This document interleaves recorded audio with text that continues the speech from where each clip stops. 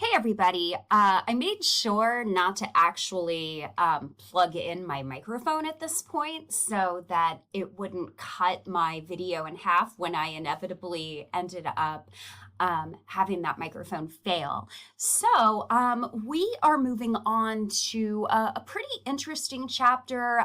There's a lot of history in this chapter. In some cases, I am going to go a little bit above and beyond your textbook.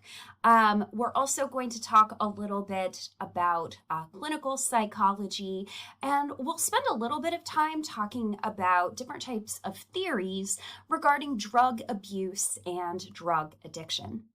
So here's kind of the overview for what we are going to be talking about in this section. So we're going to talk a little bit about some of the different historical influences that are related to use and abuse of drugs.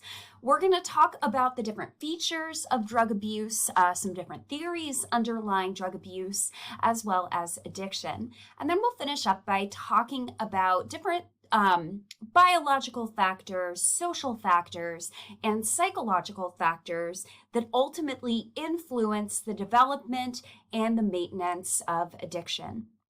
So one of the things that can be kind of interesting when we talk about substance abuse is that addiction is paradoxical in nature.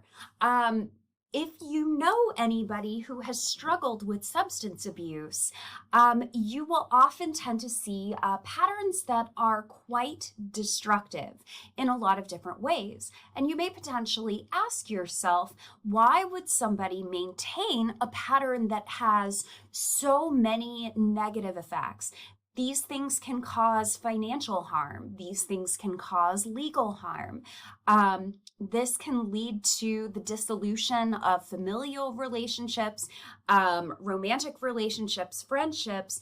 There's a lot of negative things that happen with substance use. So how would anybody be able to maintain such a destructive pattern? And you may ask yourself, wouldn't it normally stop if it got bad enough? And as we're going to talk about today, there are a lot of different theories and perspectives to explain why this happens in the first place. So I want to talk a little bit about our current view of drugs and drug use. So back in 2011, the National Survey on Drug Use and Drug Health found that about 8.7% are basically current users of what we would call illicit, illegal drugs. And obviously drugs that are legal, such as tobacco, caffeine, and alcohol are going to be even more widely used. So here you can kind of see on this graph the number of users in millions. You can see that over 20 million people in the United States from this data reported use of illegal drugs, with marijuana being the top one. Now, we're kind of in an interesting place right now because marijuana is legal in many different states, including here in Missouri for both medicinal and recreational use, but at the federal level, it is still illegal. Psychotherapeutics, that would be kind of misuse of psychoactive drugs that are for therapeutic purposes, like Xanax and Valium. And then you can see smaller uses of things like cocaine, hallucinogens, inhalants, and heroin. So by and large, the most widely used illicit drug is going to be cannabis.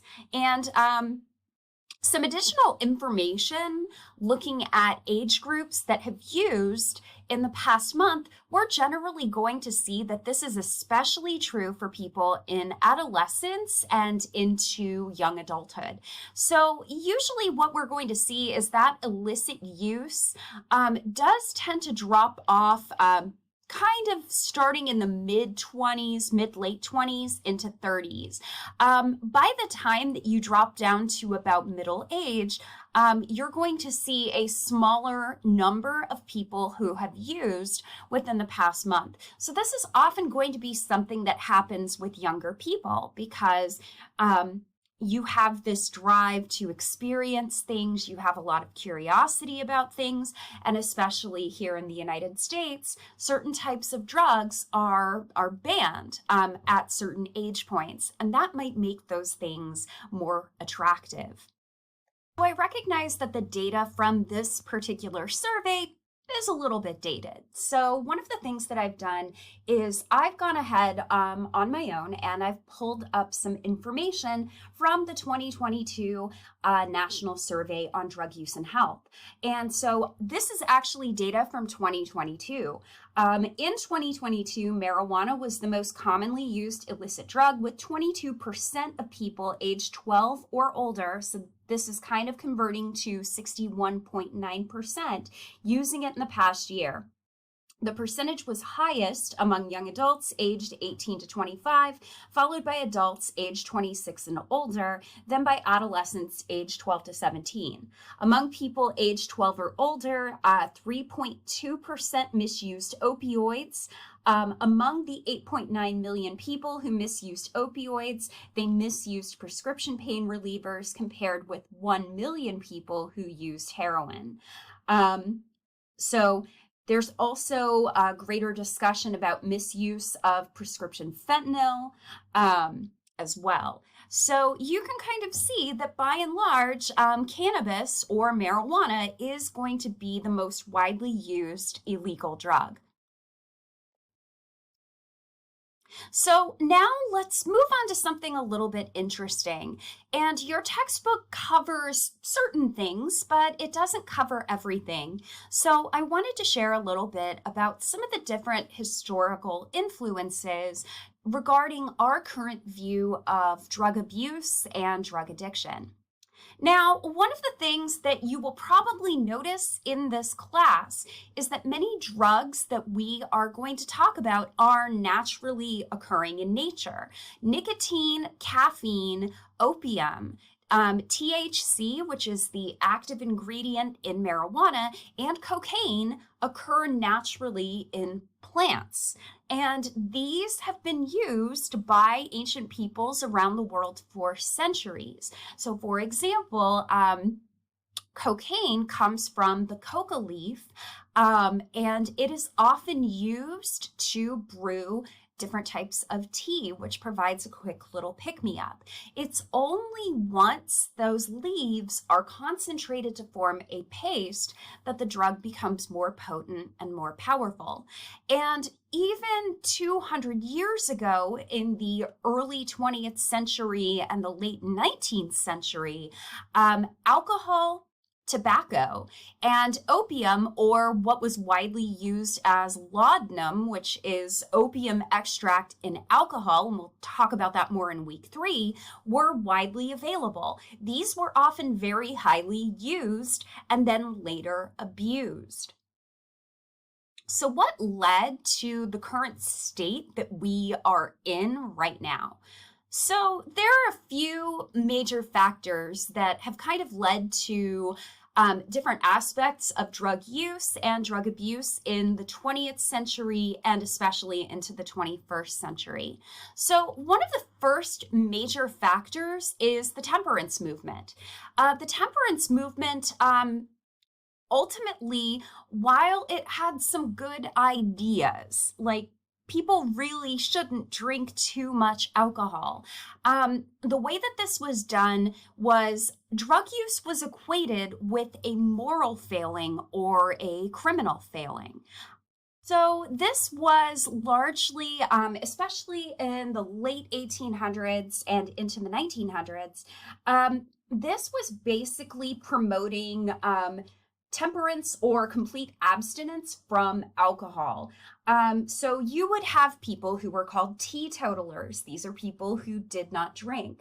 And they would often tend to emphasize, yes, that alcohol has negative effects on health, but it would also affect family lives. So some of the major principles that kind of happened, basically, these people equated alcohol use with the downfall of Western civilization. Alcoholism at the time was believed to basically cause all kinds of social problems. So abstinence from alcohol would decrease crime. It would strengthen families because husbands wouldn't be at the tavern or at the bar for all hours of the day. And it would improve society as a whole. But the movement originally did largely consist of American Protestants. But they really tried to tie this to a lot of different societal ills. And interestingly enough, the 19th Amendment, which gave a lot of women in the United States the right to vote, certainly not all women, but a large number of women, what we end up seeing is that a lot of those people were able to get that amendment passed based on the co-occurring temperance movement. So we have this idea that drug use causes societal harm and it's a moral failing. At the same time, chemistry is advancing in such a way that more purified drugs are coming out. We're learning how to concentrate these drugs. We are basically learning to chemically derive morphine and later heroin through a semi-synthetic process from opium. Additionally, in 1858, the hypodermic syringe was developed, so people now had the ability to inject drugs intravenously, and in addition to that, intramuscularly and subcutaneously, so that drugs could have quicker effects than those that are taken orally. Additionally, one of the things that you might find really interesting was at the time, there were no laws present for drug control. So originally, it was kind of a free-for-all, kind of the way that vaping, in my mind, originally started. Vaping became very popular, and it wasn't until it became more widespread that safeguards or laws were put into place. So in the 1800s, particularly in the late 1800s, it was kind of a free-for-all. Drugs were sold in different types of tonics and different types of medicines. So, for example, Coca-Cola originally contained cocaine. Obviously, it no longer does so. Additionally, you could buy tooth drops that contained cocaine to basically function as a local anesthetic. 7-Up, the soda, used to be a tonic that contained lithium. These sodas were not meant to be enjoyed as a fun beverage. They were meant for health and to give you a little bit of an emotional kick. But I want to spend a little bit of time talking about heroin. Now, heroin was not originally the danger that it is currently seen as. Heroin was synthesized by the Bayer Corporation in 1874, and it was sold as a cough syrup. And in particular, one of the things that was noted was that it was marketed as a non-addictive codeine substitute. If you know anything about opioids, the fact that heroin is more fat soluble and the fact that it has those additional chemical groups that we talked about means it's actually going to be way more addictive than codeine. And here you can actually see an original ad from the Bayer Corporation with looking at heroin. So basically, this was served as a cough syrup, and it was believed this could safely be done and given to children. Now, so addiction was often treated as kind of a moral failing. The notion of addiction as being a medical problem, as a disease, is considerably newer, and this largely began in the second half of the 20th century. Alcoholism was eventually considered a disease by the American Medical Association as well as the World Health Organization. So there was this idea that addiction is not a moral failing. It is not a willpower issue. It is a biological issue, and addicts should thus be treated by the medical profession. So, additionally, something that happens largely starting in the 1970s and then moving into the 1980s. So in the 1970s, the Controlled Substances Act was passed under the Nixon administration. And basically, one of the major things, you had to regulate drugs that had addictive potential, and it kind of led to a classification system of controlled substances that basically ranked drugs for their abusive potential and additionally their medical benefits. And we're going to talk a little bit more about those DEA schedules. So there were several different laws that started in the 1970s broadening government control over various types of drugs. Now, in the 1980s, this got even worse because new drugs were basically leading to this expansion, including cocaine, which is already pretty addictive in its concentrated powdered form that people snort, but by the 1980s, people were smoking cocaine in a rock or crack form, and because it was smoked, it had even more addictive potential. At the same time, drugs like MDMA or Molly or ecstasy were developed, as well as GHB, which we're also going to talk about. And this is ultimately what led to the expansion. Now, this is a case where theory and science don't always match up with drug policy. Now, the current view of these different types of drugs is against decriminalization, but at the same time, wanting to legalize those drugs. So this has especially been interesting for what's going on with marijuana right now. So marijuana currently is listed as a Schedule 1 drug, a Schedule 1 controlled substance. This basically means that the drug only has addictive potential and it actually provides no therapeutic value. Now, to give you another example of Schedule 1 drugs, heroin is included as a Schedule 1 drug, as well as LSD. To give you another example, drugs that are Schedule 2 may potentially have some beneficial potential. Cocaine and morphine are located, and PCP are located there. The science does show that marijuana has therapeutic benefits. And in previous years, when I have taught this course, there was the around 2016, there was discussion of, well, with more places having medicinal marijuana laws or completely legalizing it, is the DEA going to change the schedule? And in 2016, they ultimately ruled that marijuana had no medicinal value. Now, this is going to be a question that's going to pop up on your forum this week. That talk is happening again to potentially move marijuana not from Schedule 1, but to move it down to Schedule 3, which includes drugs like ketamine. And I'm kind of curious as to your opinion on those things. So I want to give you a brief overview of some of the different important drug laws that have been passed since 1906. So the first one is probably the most important one. This was enacted by President Theodore Roosevelt, the Pure Food and Drug Act of 1906. So this was an instance where we had the creation of the Food and Drug Administration, and we also started to regulate patents for different types of tonics and drugs. For a little bit more information for you about the Pure Food and Drug Act, drug labels had to list any 10 ingredients that were listed or considered addictive or dangerous on the product. If they were present, they had to be labeled. So this would include alcohol, morphine, opium, and cannabis.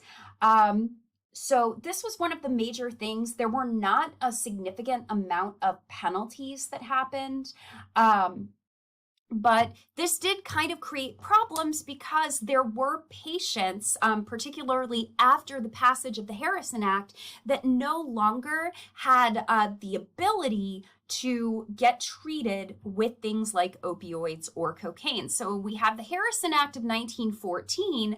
This was when opioids and cocaine were regulated, and it was ruled that neither of these drugs could have recreational use. They now had to be prescribed. In 1920, the 18th Amendment passes, which bans all sales and importation of alcohol. This is prohibition. In 1937, we have the Marijuana Tax Act, and this basically banned the recreational use of cannabis. And then finally, in 1970, we have the Controlled Substances Act. As I've mentioned, it created the Drug Enforcement Association or Administration, and then it also created the 5 different schedules. Now, here are the DEA schedules of controlled substances, and I gave you a couple of different examples. So again, Schedule 1 drugs are drugs that have no accepted medical use in the United States and have a high potential of abuse. This will include heroin, LSD, mescaline, which is another kind of a hallucinogen, marijuana, THC, the active ingredient in marijuana, and MDMA. Schedule 2 are substances that have a high abuse potential with severe psychological or physical dependence. That includes opium, morphine, codeine, Demerol, which is kind of a barbiturate, cocaine, amphetamine, methylphenidate, which is Ritalin, pentobarbital, and phenylcyclidine, which is PCP. Schedule 3 are substances that have less abusive potential than the prior 2 schedules. That includes paregoric, which is another type of opioid, and barbiturates other than those that are listed like Demerol and pentobarbital. Then we have Schedule 4. These are substances that have an abusive potential less than those of Schedule 3. This includes phenobarbital, chloral hydrate, diazepam, which is Valium, and alprazolam, which is Xanax. And then finally, in Schedule 5, we have substances that have an abusive potential less than Schedule 4. So these are preparations that contain limited amounts of narcotic drugs for cough suppressant or anti-diarrheal purposes. As I kind of mentioned, this is clearly a case where the policy doesn't necessarily match with the science. Researchers have found that marijuana has a therapeutic potential for those who are able to study it, and yet they are saying that you can't really have any accepted medical use. Now, being able to, when a drug is classified as a Schedule 1 drug, it becomes much more difficult to be able to do a lot of research on it. And so part of the other reason that people are looking to potentially move marijuana to a Schedule 3 substance is that opens up a lot of doors for researchers to actually begin to study these drugs and look at a lot of these effects. Now, there are some alternative approaches to drug scheduling. If you're over in the United Kingdom, they have 3 different classification levels. They have Class A for the most harmful, like cocaine, psychedelic mushrooms. Class B have a moderate potential for harm. That would be an example of a marijuana would actually be a Class B drug in the United Kingdom, and then Class C carry the least harm. If you've ever heard the Ed Sheeran song, The A-Team, the Class A team, they're not talking about like school classes, they're talking about drug use in that particular instance. Here too, we have harm ratings, which can also be used for selected drugs of abuse. And you can see here that a higher score means that there's going to be greater harm there. So we have physical harm, addictive potential, and societal harm. And you can kind of see just in general, heroin has a significant potential for greater physical harm, greater addictive potential, and greater societal harm. Now compare that to something like tobacco, which has a little less physical harm, but a pretty strong addictive potential and less likelihood of societal harm. So there are different ways that we can kind of think about these drug schedules. So what happened when these different policies were enacted? So there were people who were addicted to drugs who were receiving maintenance doses from physicians to help kind of manage their withdrawal symptoms. That's especially true for people who were struggling with alcoholism and opioid abuse. Both of those drugs have very strong physical dependencies. And because of these laws, particularly with the Harrison Act, addicts were cut off from those maintenance doses, and physicians were no longer allowed to prescribe them. Addiction wasn't really seen as a disease, and as a result, people, and if they can't get a drug in a safe way and they are struggling with physical dependence, they're going to turn to the street market, which basically meant that the prices for those drugs increased even further. And there were clinics that were prevalent at the time to help treat these issues, but they were not seen as very effective. Now, what about prohibition? Why did prohibition ultimately fail? When you ban something, what we often tend to find is that people will find different ways to kind of work around it. And in this way, because alcohol was no longer able to be legally produced and it was no longer allowed to be imported, this led to the creation of speakeasies and illegal production. So people would make their own alcohol. And as a result, organized crime grew because of that. So this is a case where prohibition actually led to greater societal ills, and eventually the law was repealed in 1933. Now, there is a general pattern that we see when acts are enforced. So oftentimes what will happen is drug use of varying kind. This could be for things like marijuana offshoots. This could be for synthetic versions of marijuana. This could be for things like vaping. Generally, what's going to happen is that the federal government is not going to get involved initially. They're only going to get involved when either drug use is seen to be increasing or even from the perception of a societal problem. That's especially true for things like marijuana. During the 1930s and the 1920s, there were a lot of social harms that were believed to happen based on marijuana use. The movie Reefer Madness was basically produced during this time. Additionally, marijuana in particular was villainized through things like racism. It was believed that marijuana, and part of the reason that marijuana has the name it does, is that it was being tied to Mexican immigrants or Mexican workers, and there were these perceived societal dangers as a result. So the government doesn't really get involved until it perceives a problem or there's a problem going on that is being left unchecked. And oftentimes there will be a little bit of overreach. Oftentimes what we're going to find is that the existing law is not consistent with scientific evidence. And additionally, laws do not prevent abuse. What will often happen is that people will go to illegal production, they will turn to the black market, and they may potentially end up taking more dangerous drugs as a result. So now let's talk a little bit about some of the different features of abuse as well as addiction.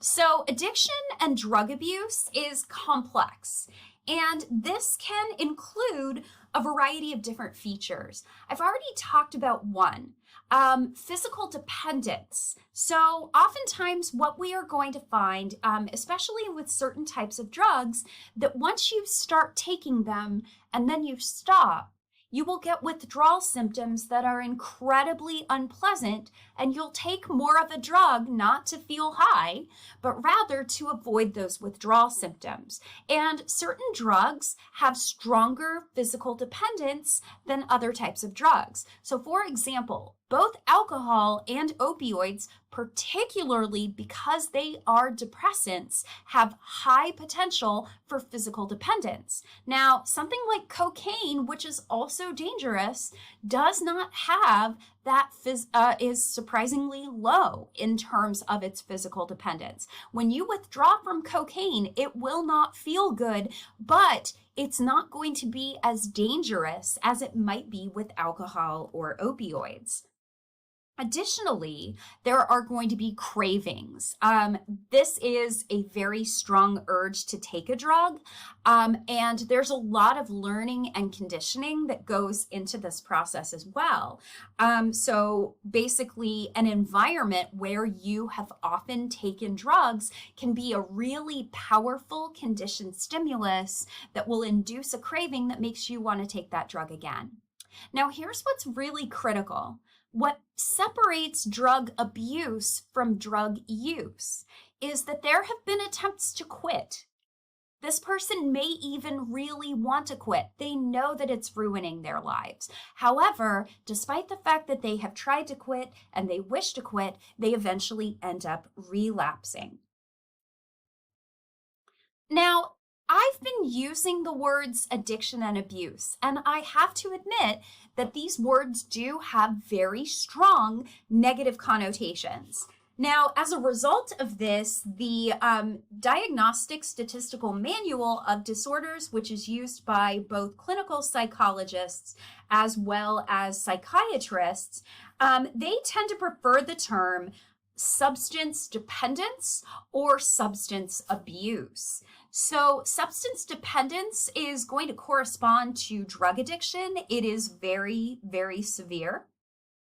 Substance abuse may or may not actually lead to dependence. And as of the DSM-5, which was published in 2013, we do actually characterize this as a substance use disorder. So this is actually defined as a cluster of cognitive, behavioral, and psychological symptoms that indicate that the individual continues using the substance despite significant problems. And there are some different features to characterize substance use disorder, including developing a tolerance, withdrawal symptoms, wanting to reduce the use of those substances, spending a lot of time seeking a drug or taking a drug, and basically replacing the things that you liked to do with drugs and continued use despite the fact that there are a lot of problems resulting because of this. So this is kind of important because this is one of the first times compared to earlier definitions of drug use where the drug use is persisting despite somebody wanting to quit. So according to this, cocaine and cannabis can produce both substance use disorders. They even have caffeine use disorder. So these kind of things may have addictive potential. So as I kind of mentioned, here are some of the different diagnostic criteria for substance use disorder. So there is a physical dependence, there's a desire to reduce that drug use, and there's significant time seeking and using the drug, and that use continues despite the significant biopsychosocial problems that the drug use is producing. Now, for substance use disorder, this pattern has to be in place for at least 12 months. There is often going to be inclusion of severity. So this would include early remission, sustained remission, and maintenance therapy. So if you're in maintenance therapy, you don't really meet the criteria for substance use because you're in some type of a treatment program.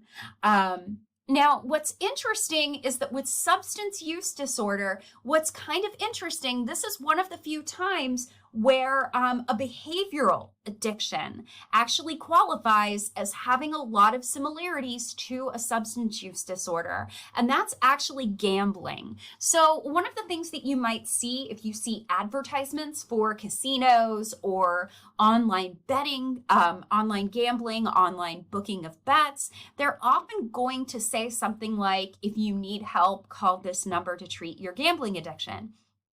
So I've kind of mentioned that drug use often does include things like legal harms, physical harms, financial harms, and things like that. Gambling does as well. It can lead to severe financial harm. It can lead to legal harm, getting involved with criminal groups, criminal activity.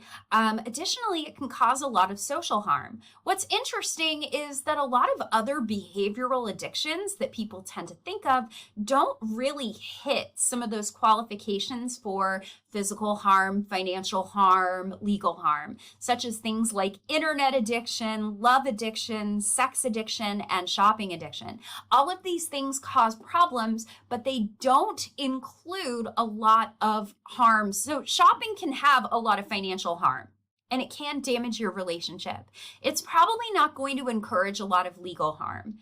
Internet addiction can damage your relationships, but it may not carry a lot of financial harm, and it may not necessarily carry a lot of legal harm.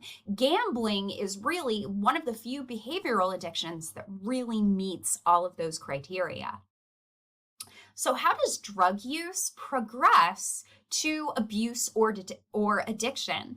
And there's a theory of that about this. There are two different potential paths, and the first one is very famously talked about. It's gateway theory.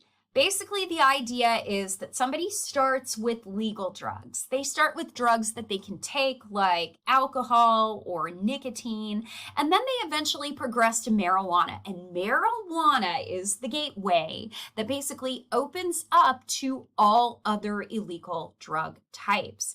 And I kind of showed you the survey data previously. The survey data doesn't really square with the gateway theory idea. Most people who smoke marijuana or use marijuana, they just want to use marijuana. They don't necessarily want to go on to harder stuff. And yet, this gateway theory is part of the reason why especially in the 1970s and in the 1980s, marijuana was seen as a public enemy number one. And I believe that that was President Ronald Reagan's actual words because of this supposed gateway potential. In fact, it turns out that marijuana use and its eventual federal regulation is not happening because of the gateway theory, but about trying to suppress different ideas. So we're going to talk a little bit about kind of the history between the history of the war on drugs and its particular target on marijuana for a while. I'll share a video of that with you. Now, the other potential path is that you pick a drug. You experiment with one type of drug. You want to see what happens. And depending on what happens with that experimentation, you may discover that you really like it, and that may progress to regular use, but maybe it's not problematic. But it could potentially progress to worse, or you experiment with the drug and you discover, I don't like how this makes me feel, and you never end up taking it again. So let's talk about a few different models of drug addiction and substance abuse. So there are a few different theoretical models that are talked about in your textbook. And so basically, the models tend to fall into one of three broad categories. So we have the disease model. Basically, drug addiction fits the medical definition of a disease. We have drive theory, where drugs are very reinforcing, so that positive reinforcement that ultimately drive people to seek drugs. We're going to talk about this a little bit more when we talk about opioid abuse opponent process theory, individuals basically are seeking drugs not because of the positive effects, but because they are trying to avoid or remove withdrawal. And then finally, we have incentive salience. So this is basically stimuli that are associated with the drug get a lot of powerful incentive value, kind of fitting with drive theory. These are really going to ultimately take over somebody's attention and produce motivation to seek a drug. We're also going to draw a distinction between liking a drug and then wanting a drug, because liking and wanting are very different things. Wanting is basically kind of developing that positive reinforcement. Liking is basically craving and enjoying the drug's effects. And craving doesn't really fully explain drug addiction. Okay, so as I kind of mentioned, learning and conditioning factors really play a role in developing substance abuse. Drugs are frequently going to act as immediate positive reinforcement. And in general, what we know about positive reinforcement is that it is going to strengthen and increase the likelihood of any behavior that came immediately before. So we get this good feeling. It's associated with the drugs that we take. As a result, that is going to strengthen that drug-taking behavior. And so as a result, we develop drug reward. This is basically any positive experiences that are associated with a drug. And we can actually look at a drug's reinforcing potential by looking at self-administration studies. So basically, we're going to see how reinforcing a drug is in an animal. So basically, what's going to happen in self-administration studies, animals are basically going to be trained to press a lever, and when they press a lever, they receive an injection of a drug. So basically, what we're going to do when we're looking at this procedure is we're going to look for what's called the break point. The break point is basically where we get the highest amount of response, and this is going to kind of tell us where that drug has its greatest reinforcing potential. And you can kind of see that in self-administration studies, here we have heroin, here we have cocaine. So here you can see how many times they're getting that reinforcement. You can kind of think about this as the bar pressing rate.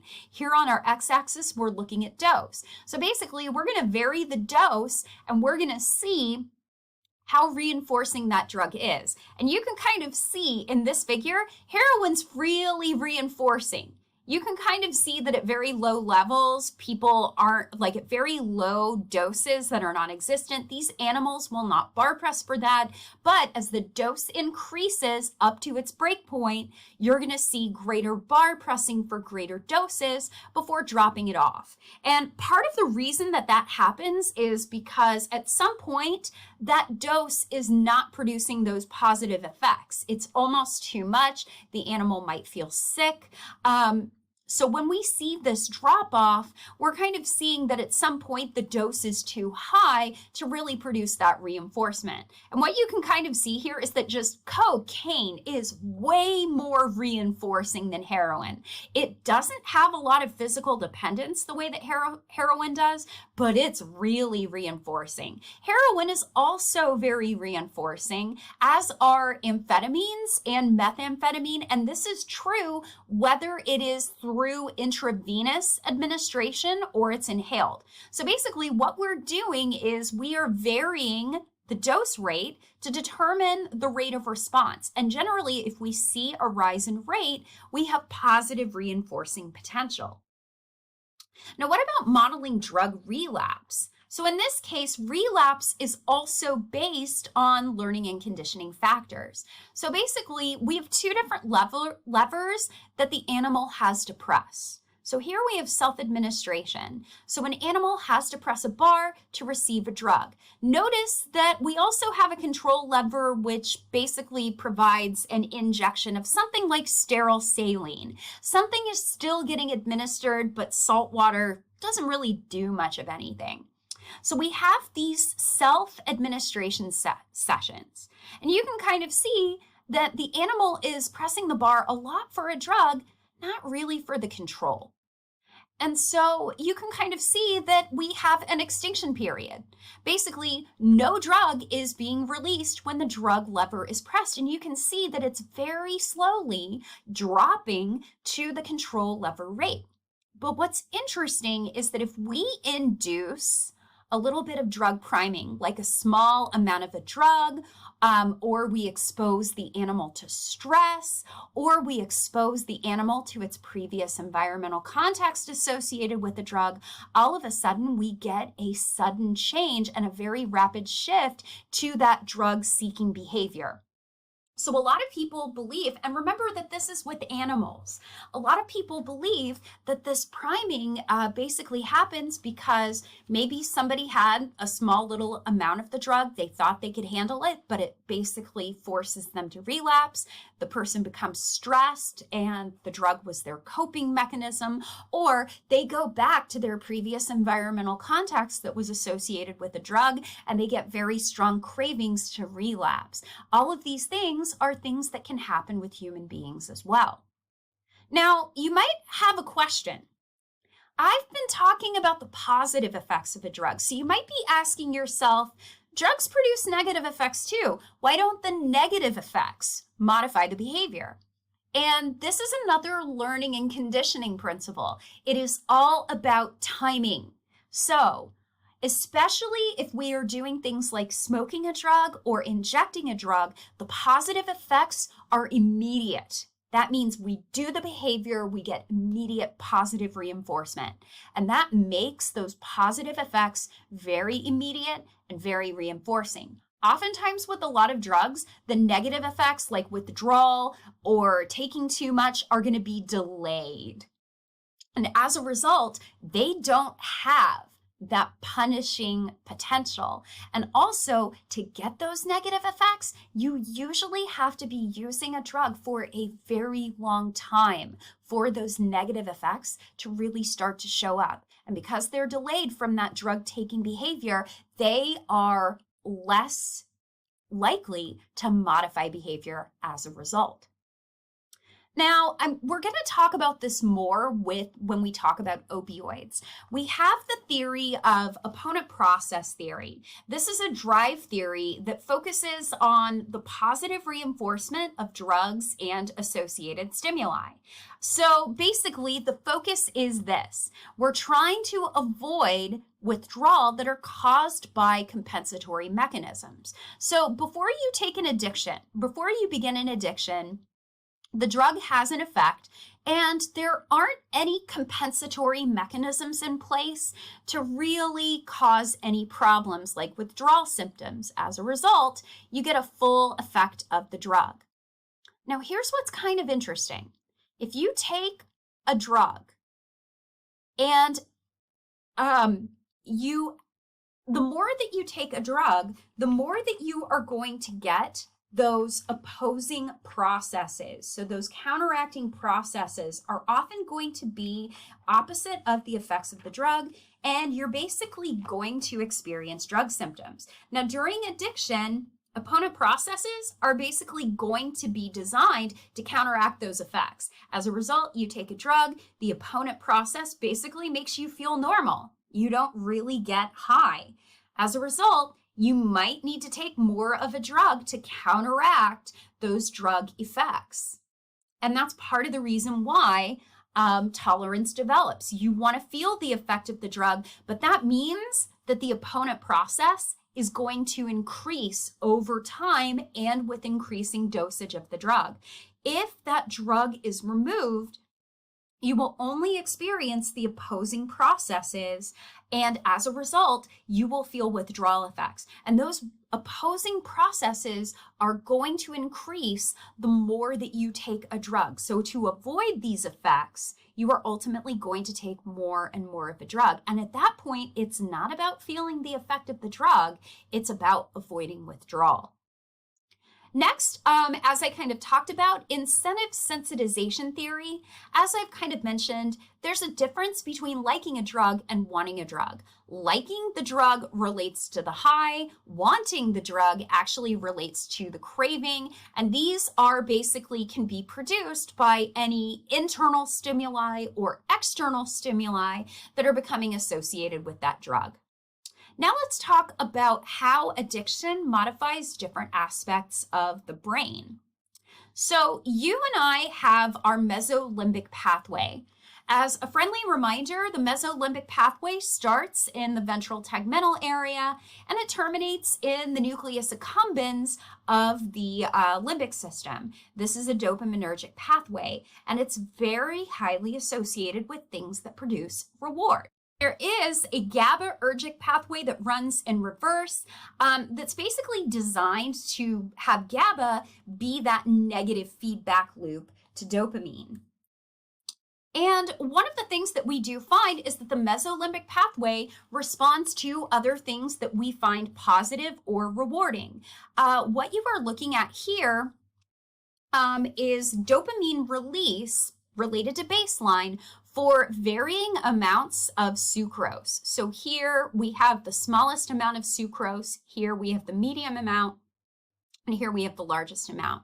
So you can see over time, greater amounts of sucrose lead to a greater dopaminergic responding. It is responding 140% above baseline levels. So that tells us that these circuits not only respond to drugs, but they respond to a variety of different rewards, including sugar. And ultimately, drug abuse causes a lot of different changes to our learning and memory systems, which are kind of highlighted for you here. So the hippocampus, and often these different areas are going to foster that addiction. So the hippocampus is an area that's really critical for memory, and it's going to store contextual information related to taking a drug. The amygdala is going to basically pair those drugs to the positive emotional effects. And that reward circuit, basically we get some reinforcement. The orbitofrontal cortex, which is located right here, is going to basically assign an emotional value. I like this, I don't like this. The dorsal striatum is going to basically mediate habit learning. It's a part of the basal ganglia. And then the dorsolateral prefrontal cortex is basically our planning and our reasoning. So there's a lot of executive functions here, and we do know that drugs disrupt our ability to control our impulses. So now let's talk about some of the different stages of drug use, abuse, or addiction. So this is a proposed pathological drug abuse pattern, and it has a few different features here. So we start with preoccupation and anticipation. Basically, we're trying to think about how we can get that drug after taking it for a while. And this preoccupation, it's going to take up a lot of our time. We're anticipating getting that drug, and we're going to take more than we want. As a result, we get to this preoccupation stage, and then we're going to have periods where we have binging. So we have this persistent desire to take a drug. We binge or become heavily intoxicated. As a result, from that heavy use, we're going to experience tolerance, and we're also going to experience withdrawal. This produces negative mood, and the withdrawal symptoms are not pleasant. Not getting the same positive effects that we ended up doing is also going to cause problems. And at this point, the drug no longer provides a lot of positive effect, and that's because this withdrawal and this persistent desire creates a lot of compromising of our social activities, our job, our recreational activities. This creates greater stress, and this negative cycle of being preoccupied, binging, and having negative effect basically gets worse and worse. But I will mention that despite this model, patterns will vary across people. Additionally, we have these intoxication stages. This is ultimately going to affect our reward circuitry. With withdrawal, we're going to get some negative physical or psychological effects. This is going to involve the amygdala because of those negative emotions, the hypothalamus, and our autonomic nervous system. We're going to get a lot of sympathetic nervous system responding. We also have those periods of preoccupation and anticipation. This is going to, again, involve a lot of the limbic system, the prefrontal cortex as well. Now, I mentioned that patterns vary, and what you are looking at are some of the different patterns of use of a variety of different people with heroin substance abuse. So you can kind of see here with these different subjects, we have occasional use, illicit opioids, abstinent, institutionalized, methadone maintenance, and status unknown. And you can see under certain circumstances, there are people with occasional use to daily use, they're then institutionalized, and then they're abstinent later. We're going to see some variability for different people. So here we have occasional use, we have daily use with brief periods of abstinence, followed by methadone maintenance and then abstinence. Here we have another example of daily use or occasional use to daily use to institutionalization, abstinence, and eventual daily relapse to occasional use back to daily, more periods of institutionalization, and things like that. So you can see that the patterns from person to person in terms of their use ultimately vary. Now, what sort of factors affect drug addiction? Generally, when in doubt, assume a biopsychosocial approach. There are a variety of different biological factors, psychological factors, and sociocultural factors that influence how addiction is developed and how it is maintained. So basically, anything that you see here with a positive symbol means it's increasing the likelihood.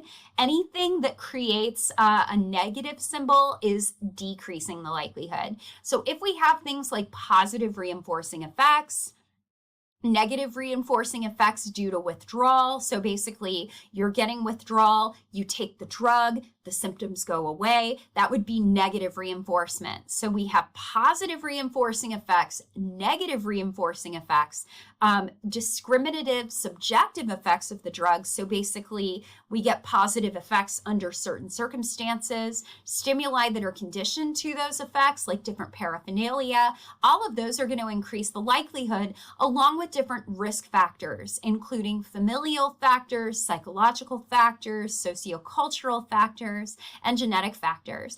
If you experience aversive effects of the drug, you don't like it, you're probably not going to take it again. And there are some other protective factors that we'll talk about as well.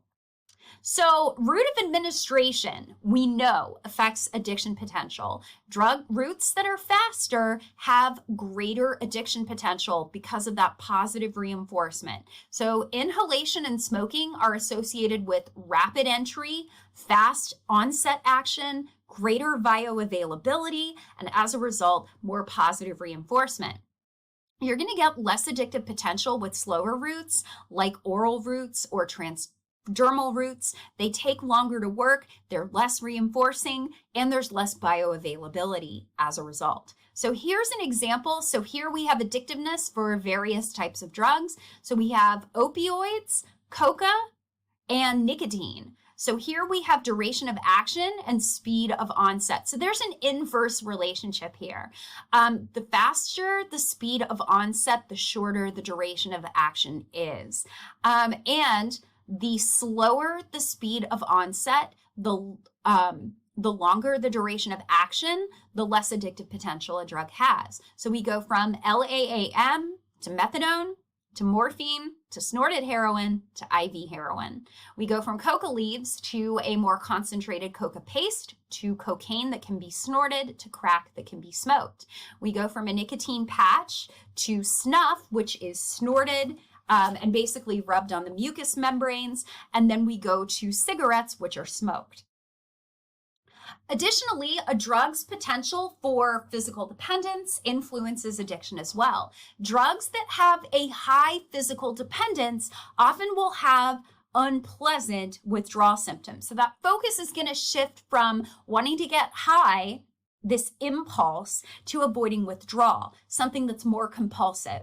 As I've kind of mentioned, classical conditioning is happening here as well. Context becomes a conditioned stimulus for drug taking, and exposure to that context will induce drug cravings. So we can kind of see here, we start with that impulsive stage, we use, we abstain, we get that binge intoxication, we get the pleasurable effects, we have the neutral effects when we don't take it, we get that reward craving, and so we can move on to heavy use. Then we move on to early dependence and late dependence. We get this period of prolonged intoxication, thus relief from withdrawal symptoms. Abstinence creates negative mood. We crave relief rather than reward. So again, we have repeated drug use that creates a physical dependence. We get reduced levels of the drug in our body as an unconditioned stimulus, which produces unconditioned withdrawal symptoms. This is paired with environmental stimuli that is associated with prior withdrawal reactions. As a result, we get conditioned withdrawal symptoms, which includes that craving. Genetics may also contribute to this. There are a lot of different genes that influence susceptibility to addiction, genes that code for drug metabolism. So the faster that you metabolize a drug, you're going to get a different effect from somebody who metabolizes it slowly. Additionally, we have receptors for dopamine or acetylcholine, which may also play a role. Those receptors affect how you respond to alcohol or nicotine. Now, there are some psychological and social factors that also affect addiction. Stress and your ability to cope with stress often will lead to potentially using this as a coping mechanism. We do know that substance use is comorbid with things like mood disorders like depression, anxiety disorders, and personality disorders. There is famously something referred to as the self-medication hypothesis. It has sometimes been believed that people who are anxious are more likely to take depressants like alcohol to calm themselves down. People with disorders like depression might be more likely to smoke or take stimulants to basically boost their mood. Then we have different types of personality traits. If you are generally disinhibited, you don't really have very strong impulse control, you're going to be more likely to use drugs. If you're sensitive to reward, you might be more likely to use drugs. Additionally, how you choose to reduce your stress also plays a role. And we know that family, the things that are modeled for us in our families, can play a role, as are social influences. The people around us influence what we decide to do. Additionally, we do know that drug use, sometimes people get involved because drugs can enhance a social bond, much like you see with these folks at a rave. They can enhance our social bonds in group settings.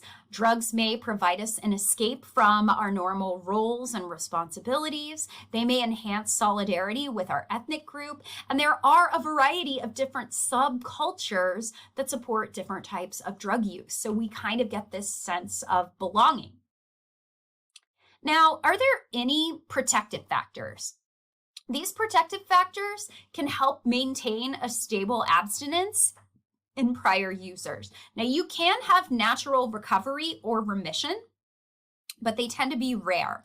Oftentimes, we're going to find positive or negative life experiences will often stop use. A lot of people may quit drug use after they get married or have kids. They feel like they have more adult responsibilities now. But what's really critical for a lot of people who use drugs is avoiding the environment or the people that were associated with their former use. That's really, for some people, the only way that they can move on. Briefly, let's finish up by talking about an overview of the different types of treatments. So there are a different variety of psychological and pharmacological therapies that can be used. So these will include things like detoxification. This is especially going to be really important for This is going to be especially important for people that have strong physical dependence to drugs. So detoxification is often going to be that first step. So if you're basically trying to stop taking the drug and you're trying to reduce those withdrawal symptoms. So you're going to use medication potentially to do that, and you're going to try to prevent drug use. After that detoxification, there are different types of things that you can do. So you can do drug replacement therapy. A very common one is basically methadone outpatient clinics. And you can see that for heroin users, this is often something that's pretty common. Another type of replacement therapy that's also quite common is using nicotine lozenges or patches instead of smoking.